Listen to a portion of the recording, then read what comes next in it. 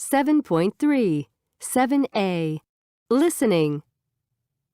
Iris, the school you attended was different from a conventional school, wasn't it? Yes, it was. I went to a Waldorf school. Can you briefly explain to us what that is? Yes, it's a school that follows the theory of Rudolf Steiner, an Austrian philosopher. The idea is that schools should help a child develop the tools to be able to learn what he or she wants to, rather than having knowledge delivered to them. Waldorf schools have been around for about 100 years now. Very interesting. Now, how long were you at the Waldorf school, Iris? I was there from the ages of 5 to 18. I went all the way from kindergarten to 12th grade. I got a high school diploma, just like any other student at a regular U.S. high school, but I was able to concentrate most of my studies around art. Waldorf schools focus heavily on creativity and the arts. In general, the question of exams is kind of a gray area in Waldorf schools because, well, they don't really fit into the whole philosophy of it at all. Yes, I'd heard that. Where exactly was the school you went to, Iris? It was about 15 miles from my house. My dad used to take us there in his big red delivery van. There were about 10 of us, and he would drive around picking everybody up. This was in the days before health and safety. None of us wore seatbelts.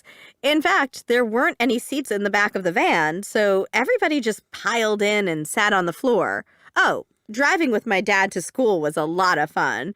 We had a party every morning. Yes. What about when you got to school? Kindergarten was great. All the toys were made of natural materials. We had lots of great wooden toys. And we did lots of fun activities like singing and baking. But that doesn't mean that we were left to wander around freely. It's a pretty structured approach, and everything is done for a reason. What about after kindergarten? What were the classes like then? The ones I remember most are the art classes because I loved them. By art, I don't just mean painting and drawing.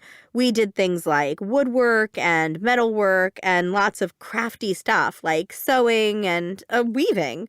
No other school would have offered me the same opportunities as I had there, and it totally set me up to do what I do now. Which is? I design and make furniture. It's all very hands-on.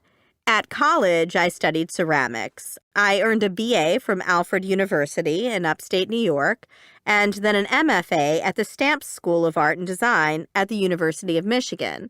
I use a lot of ceramics in my work, making ceramic lighting and that kind of thing.